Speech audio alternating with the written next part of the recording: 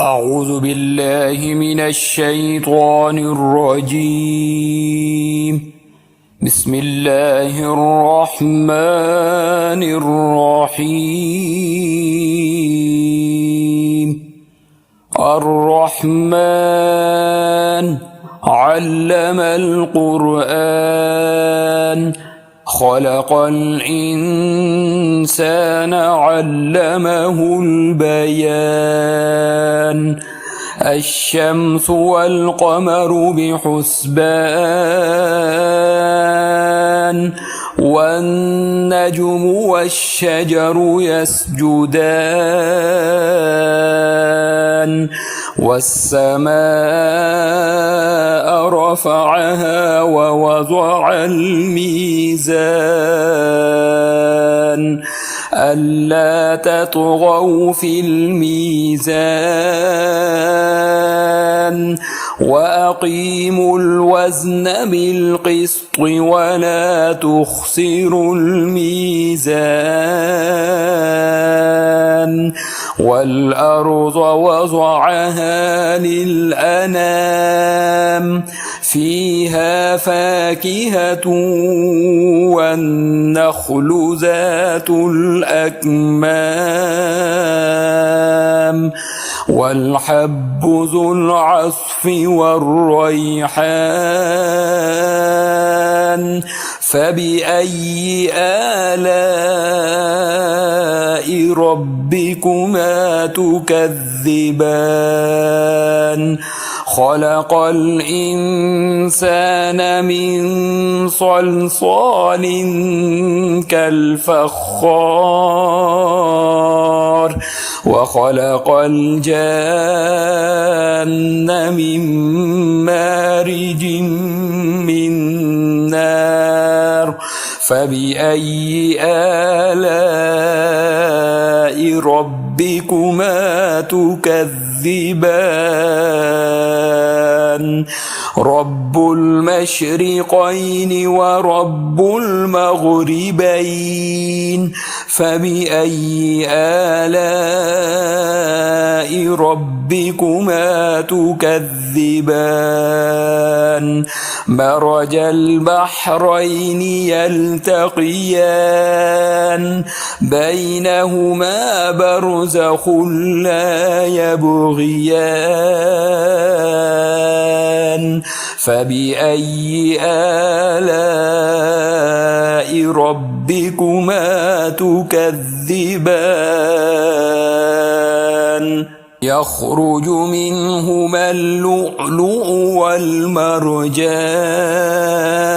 والمرجان فبأي آلاء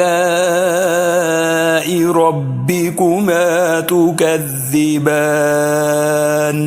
وله الجوار المنشآت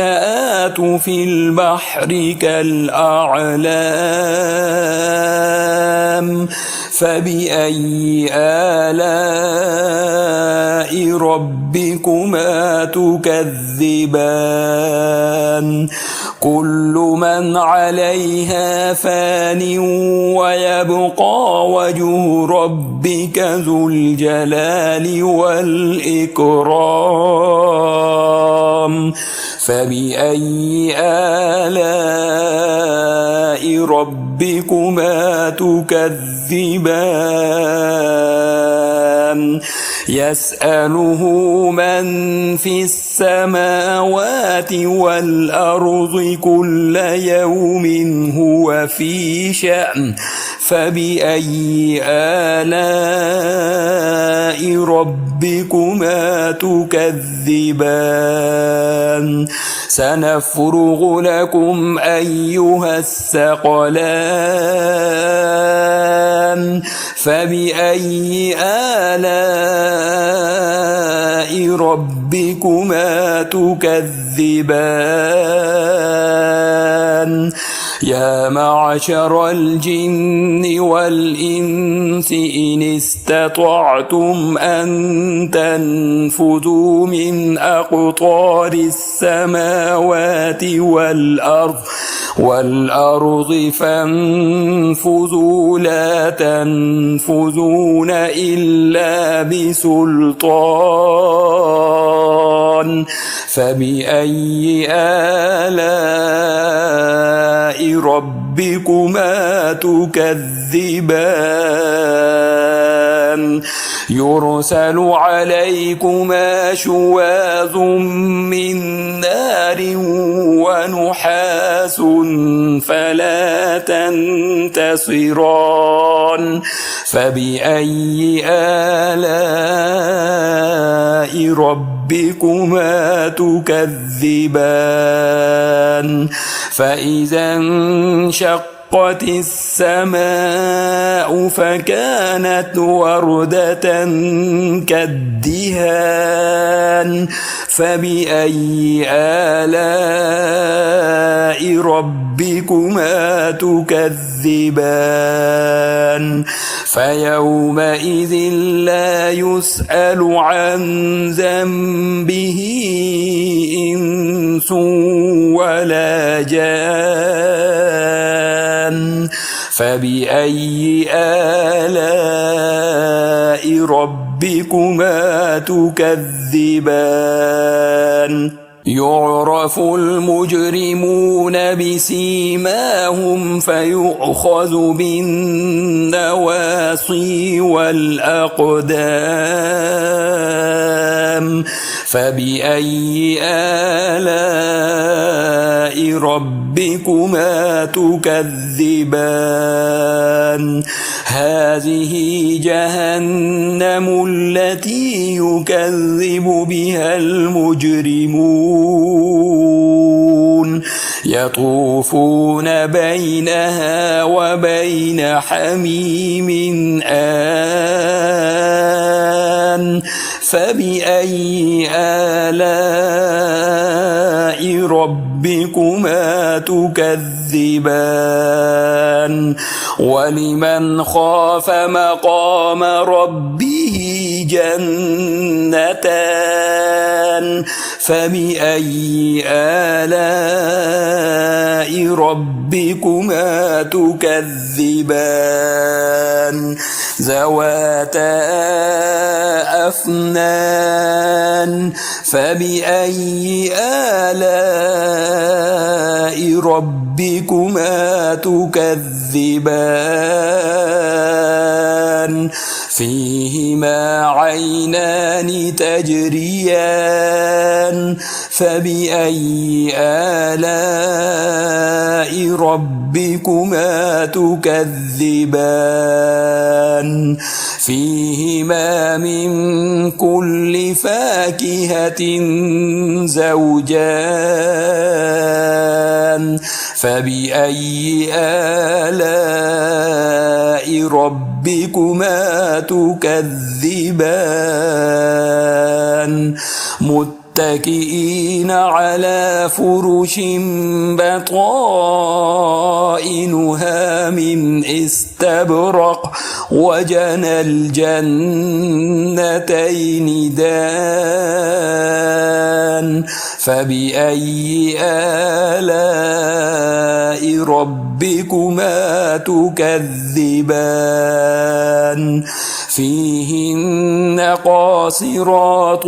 الطرف لم يطمسهن إنس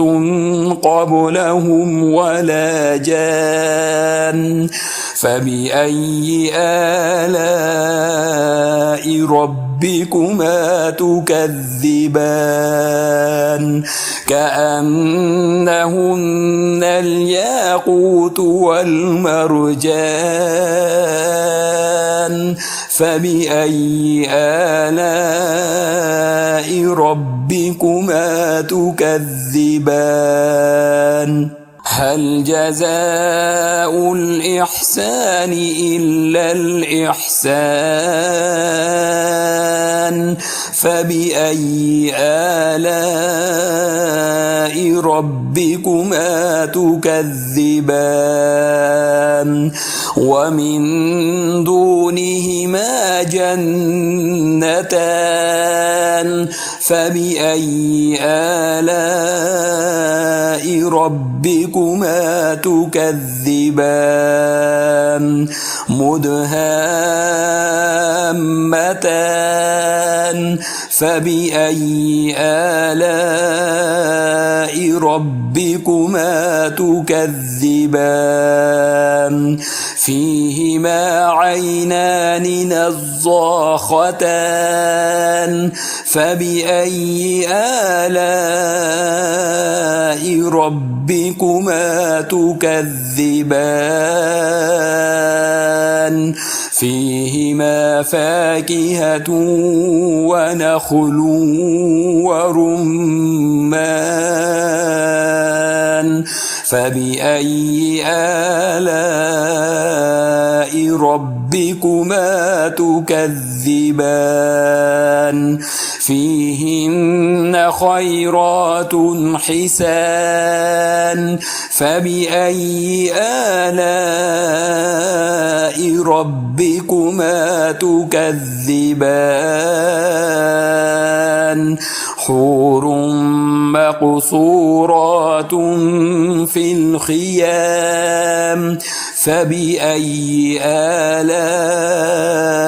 ربكما تكذبان لم يطمسهن إنس قبلهم ولا جان فبأي آلاء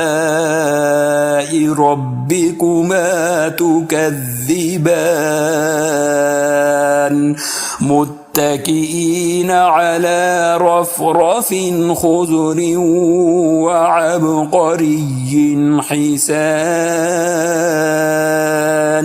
فبأي آلاء ربكما تكذبان تبارك اسم ربك ذي الجلال والإكرام